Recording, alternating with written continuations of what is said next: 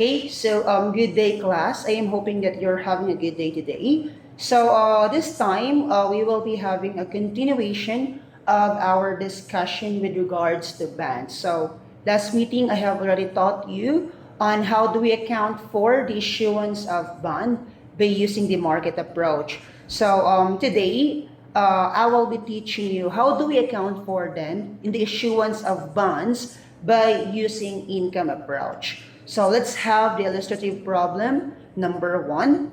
So on January 1, 2023, no label company issued 1,000 units of 1,000 face amount, 12% 3-year bands. Principal is due on December 31, 2025, but interests are due annually every year end. So the effective interest rate is 10%. So this time, class, since the effective interest rate or the market rate has been given in the scenario, so we will assume that the approach that we will be using is the income approach. So how does income approach differ to the market approach? So in the income approach class, we actually need to identify how much is the present value of the band. So how do you calculate for that? So let's look for the present value of the band then. So first, we need to look for the present value of the principal. That would be the PV1 of the principal. So how do we identify the present value of a certain thing, sir? So if you will be using a scientific calculator class, the formula for that will be 1 plus the rate to the power of negative n, or the period which it will be due to. So in this example, this is a 3-year band. So therefore, the period is 3. So that would be 1. And then the rate that we will be using is the effective interest rate, and that would be 10%. So plus 0.10 to the power of negative 3. So if you are going to compute for that, let me just have my calculator on the screen. So scientific, that would be 1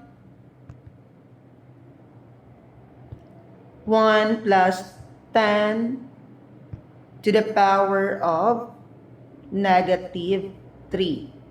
So therefore, our present value of 1 is 0.75131. So let me just put it here. And where's my other screen? It's a class ha.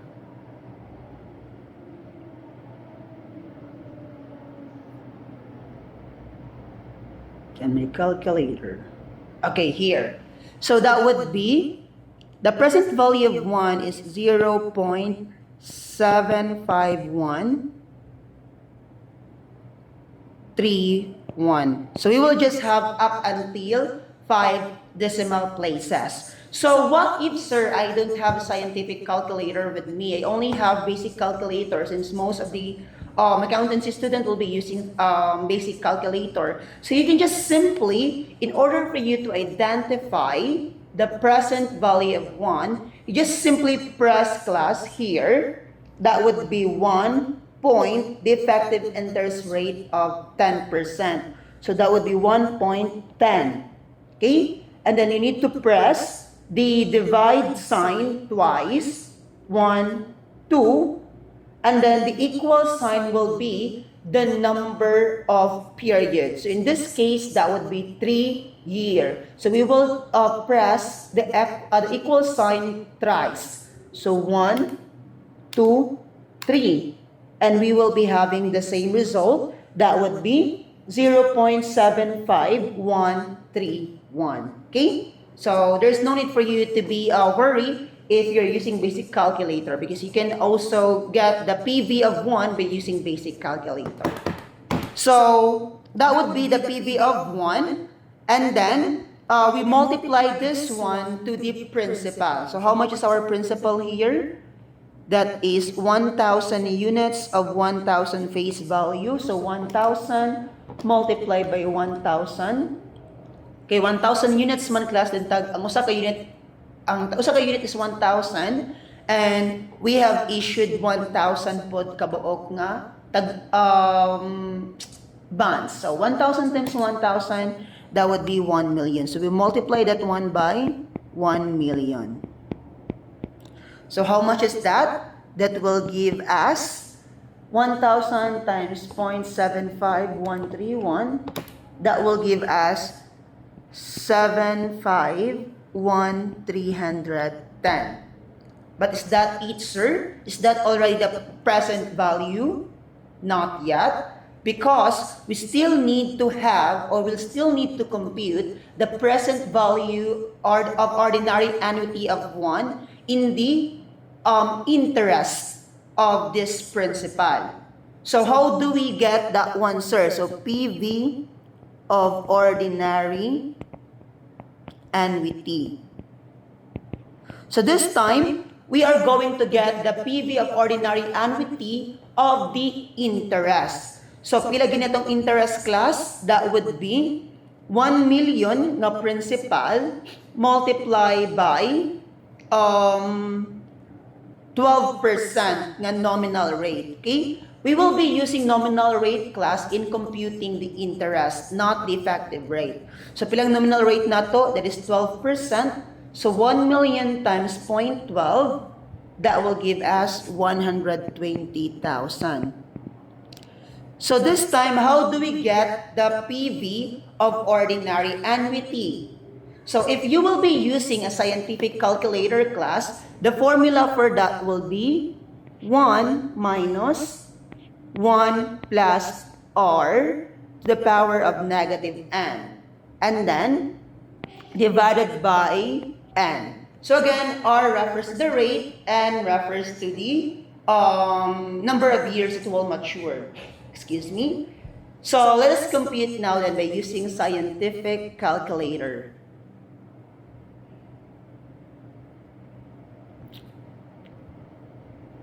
Oh, wait.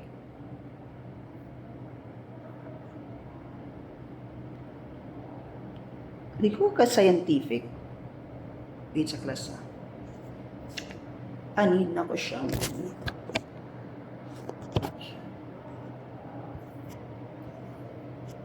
So, by using scientific calculator, that would be 1 minus your 1 plus your rate. Effective interest rate is 10%.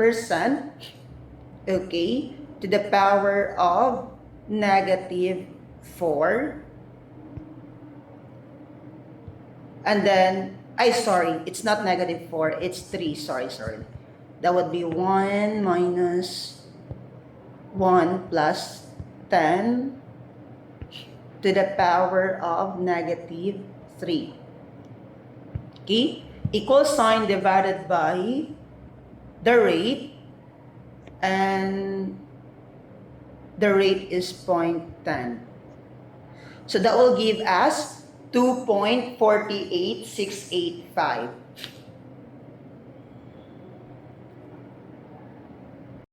Okay, so forgive me class, it is not divided by n, but rather it is divided by the rate. So 0.10 to the power of negative n divided by the rate. So that will give us a PV of ordinary annuity of 2.4868510. So 120,000 times 2.48685, that will give us 298,400. Oh, sorry.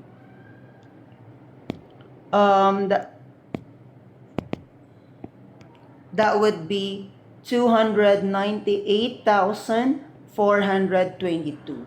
So we add them up. That would be 751,310 plus 298,422. That will give us 1,049,732. So how do we account for that, sir? So we will be on January 1.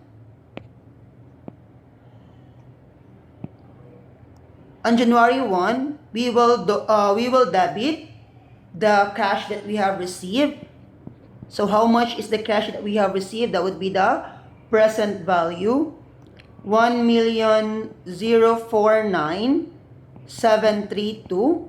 And then we credit bonds. Of course, the bonds will always be issued at its face amount, which is how much? That would be 1 million. So sir, asa gina nato ibutang ang sobra class nga 49,732. Of course, that would be considered as premium on bonds payable. So that's bonds payable. Premium on bonds payable, that would be 49,732. Okay? To record the issuance of bonds at E premium. That's it. It's very easy, no brainer at all. So now, let us proceed to the next problem. So what if the bonds are issued at a discount? So how do we account for that? So then again, if in doing the accounting for bonds, we need to get the present value because the effective interest here is being stated in the problem, and that would be the 12%. So I think it is still the same. It is just that the nominal rate is 10% and the effective interest rate is 12%. So then again, what do we do to get the present value of the bond? That would be the PV of 1 and then the PV of ordinary annuity. So how do we get the PV of 1? If you will be using a scientific calculator, that would be 1 plus the rate to the power of negative n. But if you will be using a basic calculator, that would be 1 point, the effective interest rate of 12. Then press divide sign twice, 1, 2, and then the equal sign to the number of year it will due. That would be 3 year. So 1, 2, 3. Okay? And that will give us 0.71178. Let's just have it to up to 5 decimal places, class. And how about ordinary annuity? Class, if you will be solving for ordinary annuity, diba, if you are using scientific calculator, that would be 1 minus 1 plus r to the power of negative n divided by the rate. But if you will be using a basic calculator, it will still gonna be the same, class. 1.12, the effective interest rate, press the divide sign twice, 1, 2, and then the number of year it will due to the equal sign, 1, 2, 3. And then you just need to press grand total here, GT. And that will give you the PV of ordinary annuity. And that is 2.40183.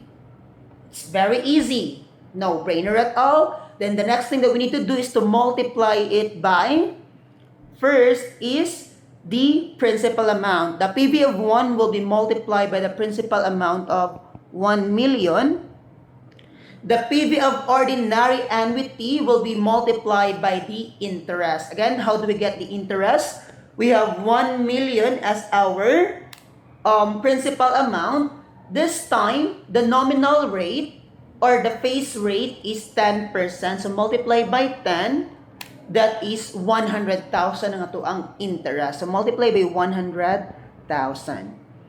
So we have here, we just use my screen calculator so that you will be able to see it. So we have 0.7, where is it? So that would be 0.71178 multiplied by 1 million. That will give us 711,780. Okay? Next is 2.40183 multiply by 100,000, that will give us 24183. And then we add them together, 24183 plus 711,780. So it will give us a present value of 951,963. So the present value of our principal now is 951,963. So how do we account for that class? Okay? So again, maugay hapon kung unsa tong na-receive cash. And then we have bonds payable. Bonds payable will always be at its face amount, which is 1 million. But the cash we have received is only 951,963. So if that would be the case, the cash is lower than the face amount, so we will recognize E. Very good. That would be the discount on bonds payable. And how much is that? Minus 1 million. That will give us 48,037. And that's it. It's very easy, no brainer at all, right? So I hope you have get this one. So to test your understanding, you may try answering this one. You may post the video and then try answering this one first after you know the answer. So after you answer this one, akong i-show ninyo kung unsa ang solution, kung sakto ba ang inyong answer. Okay? Just post the video. Okay, so I think you already have your answer. So let us check if your answers are correct. So RL Company issued a 5-year bonds with a principal of 10 million. The bonds bear interest of 10% that is payable at the end of the year. So market rate average at 11%. So you were given a market rate. So we assume that we will be using a present value approach or the income approach. So what do we do first, gani class, to get the cash that we have received or the initial measurement of the band? So then again, we need to get the PV of 1 and the PV of ordinary annuity. So for the PV of 1, if we'll be using a basic calculator, I have already given you the formula if you are using scientific calculator. So if we will be using basic calculator, that would be 1 point. The effective rate is 11%. 1.11, press the division twice, 1, 2, and then press the equal sign according to the number of years the band will be due to. That would be 5 years. So 1, 2, 3, 4, 5. And that will give us 0.59345. Let me just recheck. Complete trust issue. 1.11 divided by 1, 2, 3, 4, 5. Oh, that would be 0.59345. So how about to get the PV of ordinary annuity? We just press the GT or the grand total, and that will give us 3.6958. Oh, that would be 5890. 6958. I joke. sorry.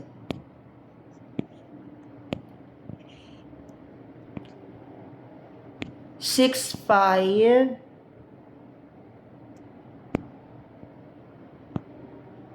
na-delete na nansanan 3.69590. Okay, so next we need to multiply then. So that would be 1.11. That would be for the principal amount, that is 10 million.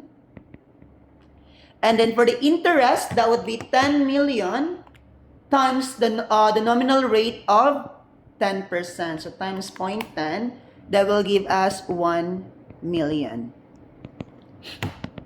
So 10 million times 0.59345, that will give us 5,934,500.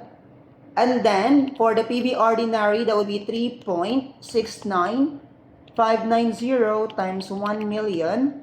That will give us 3,695,900. To add them up, that will give us 9,630,400. So what do you think we're having here? The amount is less than the principal amount. So of course, we have, very good, that would be a discount. So there's no date. Let's assume this is January 1. So in January 1, we received cash na 9,630,400, and of course, that would be a discount on BP. Bilang discount on BP minus 10 million, that would be 369,600. And again, we have our bonds payable of 10 million. And that's it. It's very easy, no brainer at all. And I know on your quiz later on, you will now be able to answer how much or how do you account for then the issuance of bond by using the market approach and then the income approach. Thank you so much, class, and I am hoping that you will be having a productive weekend.